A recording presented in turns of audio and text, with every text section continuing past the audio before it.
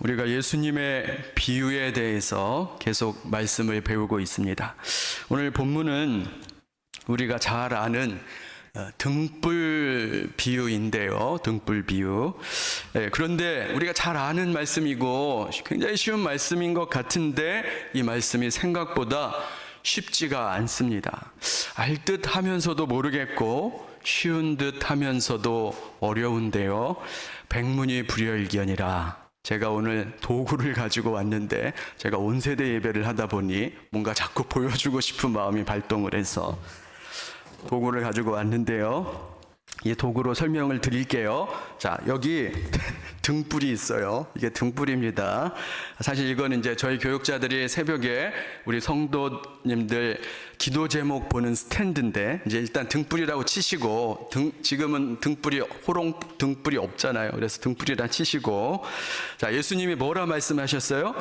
사람이 등불을 가져오는 것은 말 아래나 평상 아래 두려함이냐, 등경 위에 두려함이 아니냐. 이게 무슨 말인가? 여기 나오는 말이라는 것은 동물, 달리는 말을 말하는 게 아니라 옛날에 그 부피를 재던 한 대, 두 대, 한 말, 두 말, 그런 이제 부피를 재던 나무 상자를 말하는 거예요. 뭐 예를 들어서 이런 겁니다. 나무 상자를 말하는 거예요. 자, 그러면 등불이 있으면 이 말 아래, 말 속에 넣겠느냐? 넣는다는 얘기예요? 안 넣는다는 얘기예요? 안 넣는다는 얘기죠. 말 아래, 말 속에 넣지 않는다는 이야기예요. 계속 이것만 보시면 안 될 것 같아서. 자, 이거 치우고. 그러니까 등불이 있으면 이 상자 속에 넣지 않는다는 것이고, 그렇다고 평상, 침대를 말하죠. 침대 아래 넣지도 않는다. 자, 그러면 등불은 어디에다가 둔다는 거예요? 등경. 그러니까 등경 뭐 이런 높은 곳에다가 이렇게 올려둔다. 이제 이런 말씀을 하신 거예요. 자, 이제 이거는 치우고. 자, 그래서 등불은 높은 등경 위에 둔다. 지금 이 말씀을 하신 겁니다. 왜 높은 곳에 둬요? 그래야 빛이 사방으로 잘 비춰지기 때문에 그런 것이죠. 너무 당연한 얘기 아닙니까? 이거 너무 당연한 얘기죠. 너무 뻔한 이야기인데 왜 예수님이 이렇게 당연하고 뻔한 이야기를 하시는가? 자, 그런데 이게 그냥 뻔한 이야기가 아니라는 거예요. 그 뒤에 보니까 예수님이 이런 말씀을 하세요. 들을 귀 있는 자는 들을지어다. 무슨 말입니까? 이 이야기 속에 들을 귀가 있는 사람은 들을 수 있는 중요한 내용이 담겨 있다는 거예요. 한글 성경에는 이 21절이 사람이 등불을 가져오는 것은 이렇게 되어 있는데, 이것은 한글로 번역하면서 의역을 한 것이고, 헬라어 원문에 보면 사람이라는 말이 없어요. 거기에 보면 그 등불이 오는 것은 이렇게 되어 있습니다. 그것도 그냥 등불이 아니라 정관사 호가 붙었어요. 그래서 그 등불이 오는 것은, 그러니까 일반적인 등불이 아니고 유대인들이 이미 알고 있는 뭔가 특정한 등불을 이야기하고 있다. 이렇게 이해를 하면 되겠습니다. 정관사가 붙으면 굉장히 뜻이 달라져요. 너 교회 다니니? 이것하고 너 그 교회 다니니? 완전 다르죠. 그래서 정관사가 붙으면 그 의미가 전혀 달라지는데, 자, 그럼 여기서 말하는 그 등불이 온다고 했는데 그 등불이 오는 그 등불이 무엇을 말하는가? 우리가 두 가지 의미로 생각해 볼 수 있습니다. 첫 번째로 먼저 이 등불이란 빛 되신 예수 그리스도를 의미해요. 예수 그리스도를 의미합니다. 역대하 21장 7절 말씀 우리 같이 한번 읽겠습니다. 자, 시작. 여호와께서 다윗의 집을 멸하기를 즐겨하지 아니하셨음은 이전에 다윗과 더불어 언약을 세우시고 또 다윗과 그의 자손에게 항상 등불을 주겠다고 말씀하셨음이더라. 이제 이거는 하나님께서 다윗에게 주신 다윗 언약인데, 다윗과 언약을 맺으셨어요. 어떤 약속입니까? 다윗과 그의 후손들에게 등불을 주시겠다, 이렇게 약속을 주신 거예요. 여기 등불이란 직접적으로는 다윗 혈통이 이제 유다의 왕권을 계속 갖게 될 것이다, 이런 뜻이죠. 그런데 궁극적으로는 다윗의 후손 중에, 다윗의 혈통을 통해서 구원자 메시아 그리스도가 올 것임을 예언하는 그런 언약이다, 이렇게 우리가 이해할 수 있습니다. 그러니까 너의 혈통을 통해, 다윗의 혈통을 통해 메시아 그리스도를 보낼 것인데, 그는 등불로 와서 어둠 속에 있는 자들에게 광명의 빛, 생명의 빛을 비춰줄 것이다, 이런 약속을 주시는 거예요. 자, 그리고 실제 그 예언처럼 예수님은 이 땅에 오셔서 마치 등불이 높은 등경이에 달린 것처럼 골고다 언덕 높은 십자가 위에 달려 돌아가신 것입니다. 자, 그래야만 예수 그리스도의 구원의 빛, 생명의 빛이 세상을 비출 수가 있는 거예요. 모든 사람들에게 그 구원의 빛과 생명의 빛을 비출 수 있기 때문에 예수님이 골고다 언덕 높은 곳 십자가에 달려 돌아가신 것입니다. 이 내용에 대해서 예수님이 직접 자신의 그 죽음에 대한 말씀을 하신 내용이 있어요. 요한복음 12장 32절부터 36절, 이거는 교독을 하겠습니다. 교독입니다. 내가 땅에서 들리면 모든 사람을 내게로 이끌겠노라 하시니, 이렇게 말씀하심은 자기가 어떠한 죽음으로 죽을 것을 보이심이러라. 이에 무리가 대답하되 우리는 율법에서 그리스도가 영원히 계신다함을 들었거늘 너는 어찌하여 인자가 들려야 하리라 하느냐? 이 인자는 누구냐? 예수께서 이르시되 아직 잠시 동안 빛이 너희 중에 있으니 빛이 있을 동안에 다녀 어둠에 붙잡히지 않게 하라. 어둠에 다니는 자는 그 가는 곳을 알지 못하느니라. 다 같이요. 너희에게 아직 빛이 있을 동안에 빛을 믿으라. 그리하면 빛의 아들이 되리라. 여기 보니까 예수님이 말씀하셨죠. 내가 땅에 들리면, 여기 들린다는 게 뭘 의미해요? 십자가에 달리시는 것을 말하죠. 예수님이 십자가에 달리심으로 그래서 사람들을 모으시는데, 그래서 이 땅의 모든 사람들에게 생명의 빛, 은혜의 빛을 비추시겠다, 이렇게 예수님이 말씀하시는 거예요. 이와 관련된 또 다른 예언적 사건이 있어요. 여러분 잘 아시는 광야에서의 놋뱀 사건입니다. 이스라엘 백성이 광야에서 불순종의 죄를 범했어요. 하나님 원망하고 불평했어요. 그로 인해서 심판을 받는데 광야에 불뱀들이 나타나서 이스라엘 백성들을 물었어요. 심판을 받았습니다.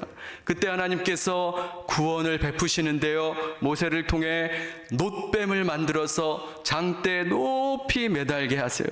그리고 누구나 그 놋뱀을 쳐다보는 자는 불뱀의 독으로부터 치유받는 은혜를 누리게 하십니다. 여러분, 왜 놋뱀을 높은 장대에 달아서 높이 매달았을까요? 누구나 그 뱀을 쳐다볼 수 있도록, 모든 사람이 쳐다볼 수 있도록 일부러 높이 놋뱀을 달아 메었던 것이죠. 마찬가지입니다. 예수님이 골고다 언덕 십자가 높은 곳에 달리신 이유는 모든 사람으로 하여금 그 예수 그리스도의 죽음을 바라볼 수 있게 하신 하나님의 뜻이 담겨 있는 겁니다. 그러니까 그 내용에는 이런 게 있는 거예요. 누구든지 주의 이름을 부르는 자는 구원을 받으리로다. 누구든지 예수를 볼 수 있도록, 누구든지 십자가를 볼 수 있도록 십자가를 높은 곳에 하나님께서 달아두신 것입니다. 그래서 여기에는 그 하나님의 마음이 담겨 있어요. 디모데전서 2장 4절에 이렇게 말씀하세요. 하나님은 모든 사람이 구원을 받으며 진리를 아는 데 이르기를 원하시느니라. 하나님은 모든 사람이 십자가를 통해 구원받기를 원하십니다. 저 여러분도 그 은혜로 이 자리에 있는 줄로 믿습니다. 그러니까 하나님은 모든 사람이 구원받기를 원하세요. 제가 아는 분이 예수를 믿게 된 특별한 계기가 있더라고요. 제가 간증을 들었는데 이분이 어느 날 직장 생활하면서 너무 힘들었던 거예요. 몸과 마음이 지쳐서 사는 거 정말 힘들다. 이런 답답한 마음을 갖고 퇴근을 했어요. 그래서 이제 어둠이 깔린 퇴근길 버스에서 내려서 이제 집으로 가는데 그날따라 그 동네 언덕 위에 있는 교회의 지붕 위에 있는 십자가가 눈에 들어온 거예요. 사실 퇴근길 그 길을 얼마나 많이 지나다녔겠습니까? 그런데 한 번도 눈에 들어오질 않았는데 그때가 되니까 그 동네 가장 높은 곳에 있는 교회 그리고 그 지붕 위에 있는 빨간 십자가가 눈에 들어온 거예요. 그래서 십자가를 보면서 이분이 자기도 모르게 발걸음이 거기로 향한 겁니다. 아무도 없는 예배당에 앉아 이렇게 있는데 마음이 너무 평안하고 좋았다는 거예요. 그러면서 그게 자신의 신앙생활의 첫날이 되었다. 이런 간증을 제가 들었습니다. 십자가, 그 동네 가장 높은 곳에 있는 십자가를 보고 이분이 예수를 믿게 된 거예요. 여러분, 그래서 교회는 십자가가 꼭 있어야 돼요. 십자가가 꼭 있어야 됩니다. 그것도 어디에 있어야 할까요? 가장 높은 곳에. 우리 교회도 가장 높은 곳에 뭐가 있어요? 십자가가 있죠. 누구나 볼 수 있도록, 모든 사람이 볼 수 있도록 교회에는 십자가가 있어야 됩니다. 저도 밤에 주변을 산책하거나 길을 걸을 때면 이렇게 이 동네를 돌아다닐 때는 항상 우리 교회 십자가를 이렇게 바라보고 쳐다보고 합니다. 그래서 우리 교회 십자가가 눈에 들어오면 너무 마음이 좋은 거예요. 여러분, 어떤 사람은 말합니다. 나에게 뭔가 보여주면 나 하나님 믿을게. 내가 직접 뭔가 눈으로 보면 예수 믿을게. 이런 이야기 하는 분들이 많이 있어요. 저는 그런 분들에게 꼭 말씀드리고 싶어요. 있습니다. 하나님이 살아계신다는 눈으로 보이는 증거가 있어요. 그게 바로 십자가입니다. 확실한 증거죠. 여러분, 십자가는 하나님은 눈에 보이시지 않지만 살아계시다는 증거예요. 십자가는 하나님이 공포의 대상이 아니라, 신이 공포의 대상이 아니라 좋으신 분, 선하신 분이라는 증거가 바로 십자가입니다. 십자가는 모든 사람이 구원받기를 원하신다는 아버지의 마음이 담겨 있는 증거예요. 그래서 여러분, 십자가를 보시면 하나님 살아계시다는 증거가 되는 거예요.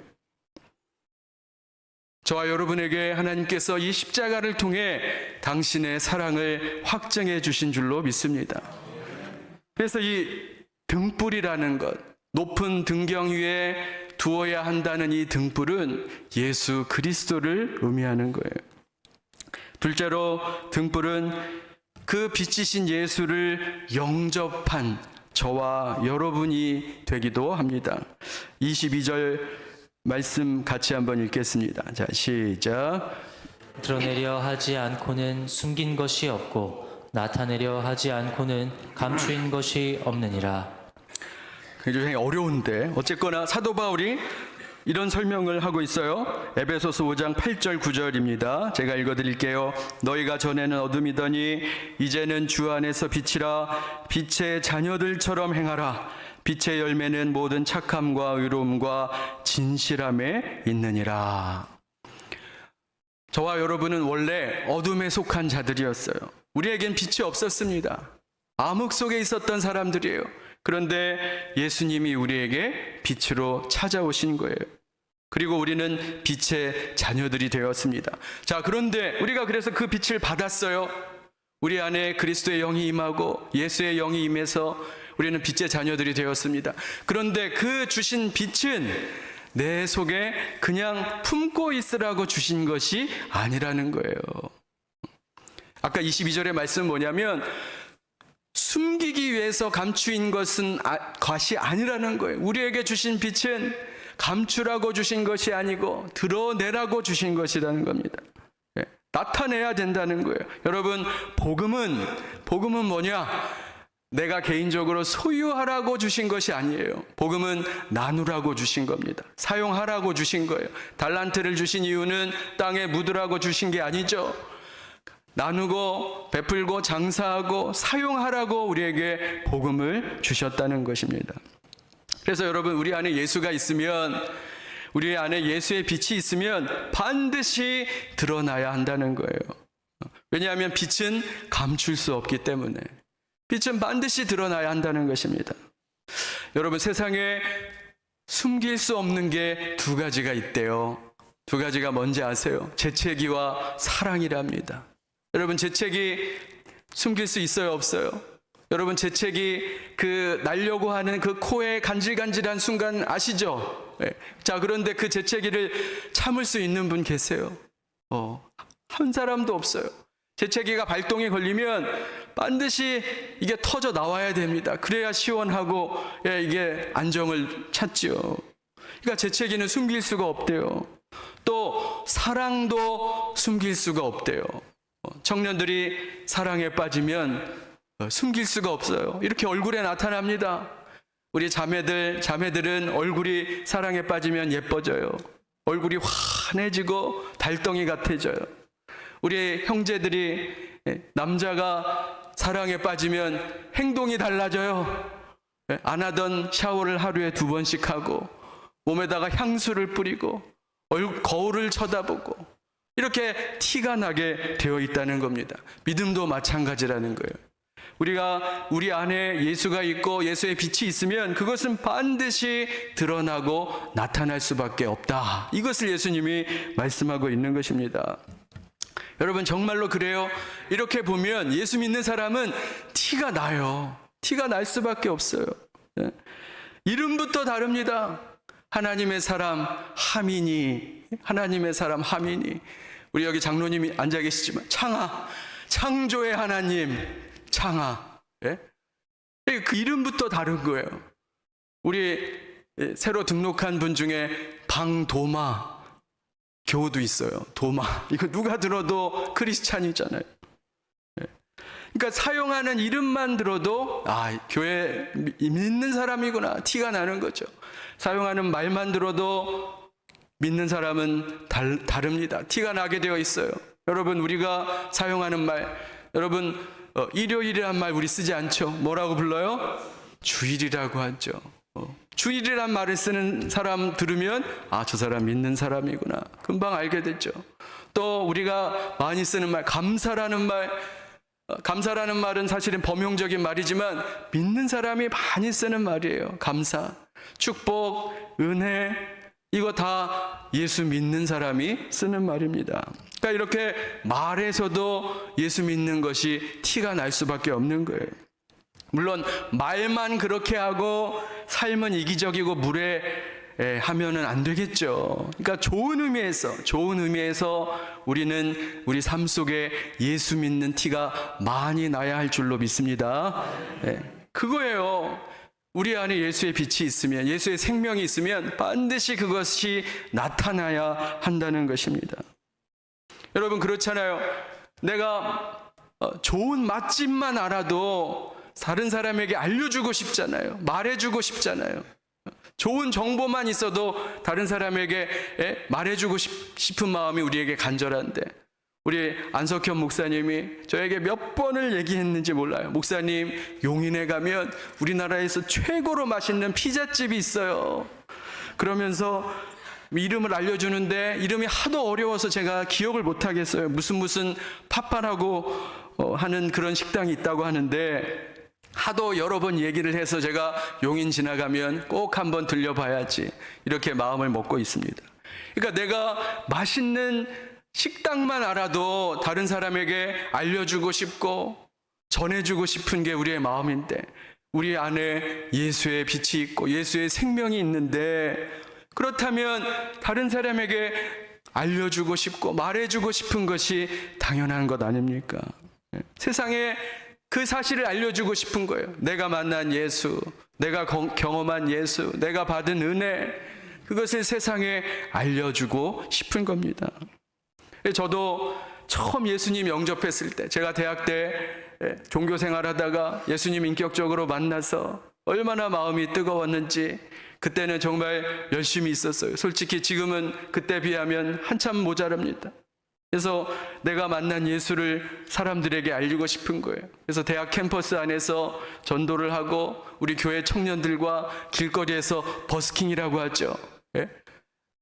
그 찬양 부르면서 전도지를 나눠줬던 기억이 있어요. 겨울에도, 추운 겨울에도 교회 청년들과 버스킹을 했던 기억이 나요. 여러분, 추운 겨울에 밖에서 기타 쳐보셨어요? 얼마나 힘든지 모릅니다. 손가락이 끊어져 나갈 것 같아요.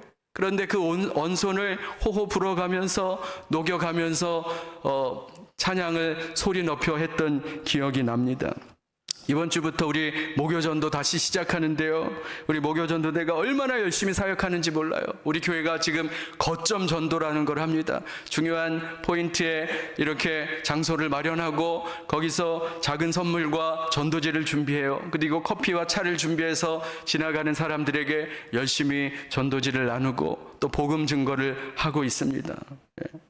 여러분, 목요 전도대만이 아니라, 목요일만이 아니라 여러분의 일상적인 삶 속에서 여러분이 경험한 예수, 여러분이 누린 그 은혜를 세상 사람들에게 하고 알리시기를 주님의 이름으로 축원합니다.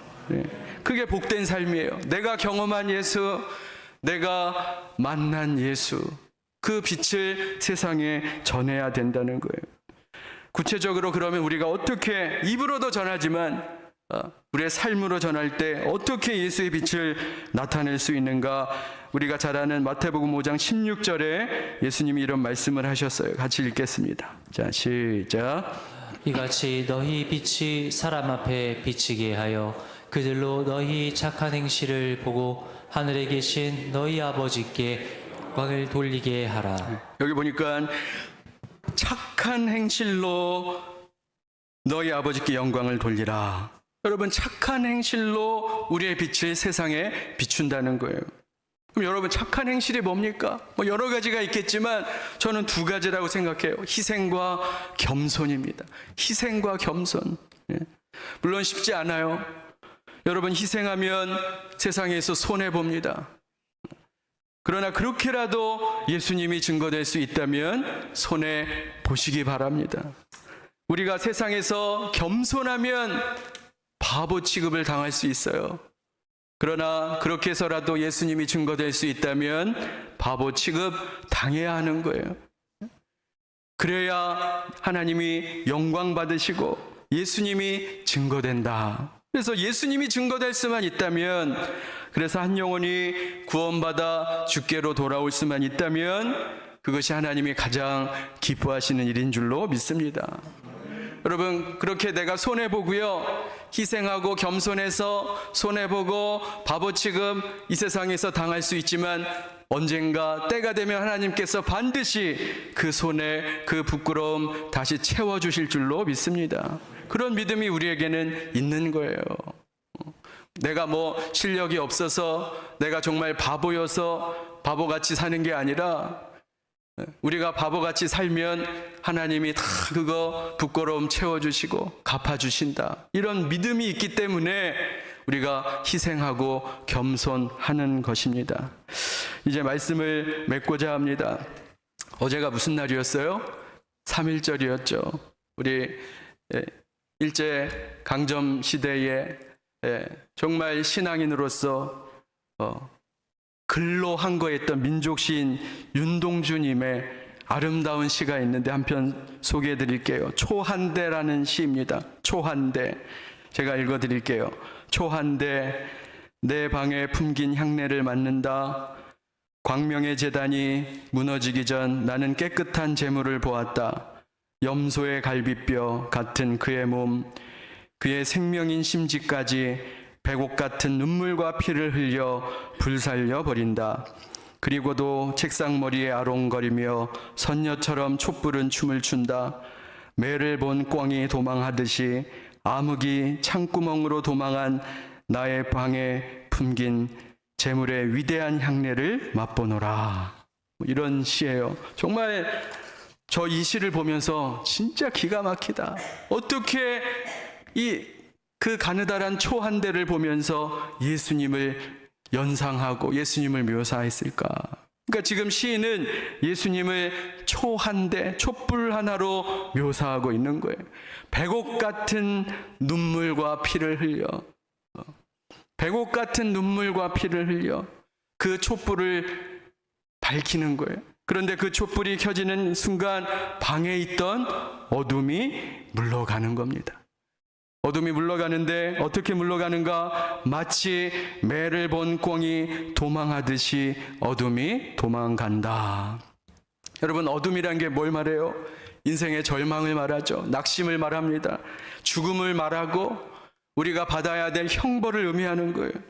그런데 예수의 빛이 비추자 그 어둠이 물러간다는 거예요. 마치 매를 본 꿩이 도망가듯이 어둠이 사라진다는 거예요. 어둠이 도망간다는 것입니다. 이게 바로 예수님의 빛이 우리 삶에 들어오시면서 일어난 일이라는 거예요.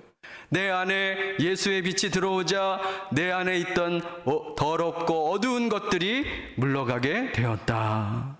그것이 바로 예수님의 빛의 능력입니다. 그래서 예수님이 이렇게 말씀하셨어요. 요한복음 12장 4절 말씀, 이거 같이 함께 읽겠습니다. 자, 시작. 나는 빛으로 세상에 왔나니 무릇 나를 믿는 자로 어둠에 거하지 않게 하려 함이로라. 예. 나는 빛으로 세상에 왔나니, 예수님이 빛으로 세상에 왔나니 무릇 예수를 믿는 자는 어둠에 거하지 않고 빛 가운데 거하게 하려 함이다. 여러분, 이게 우리에게 주신 하나님의 은총인 줄로 믿습니다.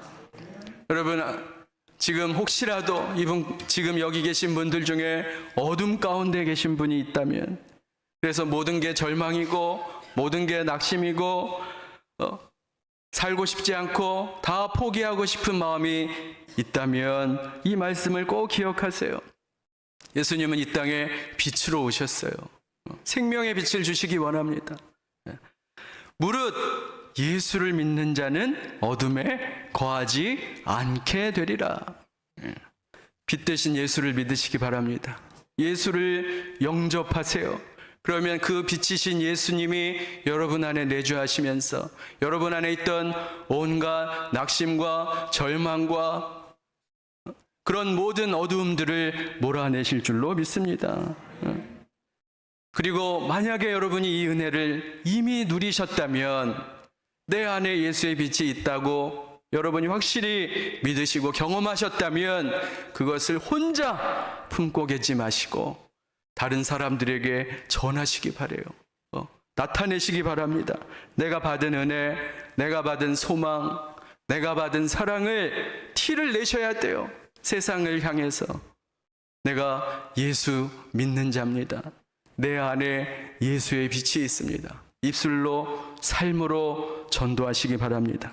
착한 행실로, 희생과 겸손으로, 손해보는 것 같지만 언젠가 다 하나님이 보상해 주시고 채워주신다는 확실한 믿음을 가지시고 이 땅을 살아가시는 동안 내 안에 있는 예수의 빛을 세상에 드러내고 자랑하고 선포하고 전도하는 저와 여러분의 삶이 되시기를 주님의 이름으로 축원합니다. 기도하겠습니다. 하나님 아버지, 우리에게 생명의 빛 예수 그리스도의 빛 주심을 감사합니다. 우리가 이전에는 어둠에 거했던 자들이지만 이제 광명의 삶을 살고 빛의 삶을 살게 해주시니 감사합니다. 하나님, 이 놀라운 은혜, 이 놀라운 사랑, 예수 그리스도의 빛을 나 혼자 소유하지 않게 하시고 세상을 향해 담대하게 드러내며 그 빛을 나타내는 저희들 모두가 되게 하여 주옵소서. 예수님의 이름으로 기도하옵나이다. 아멘.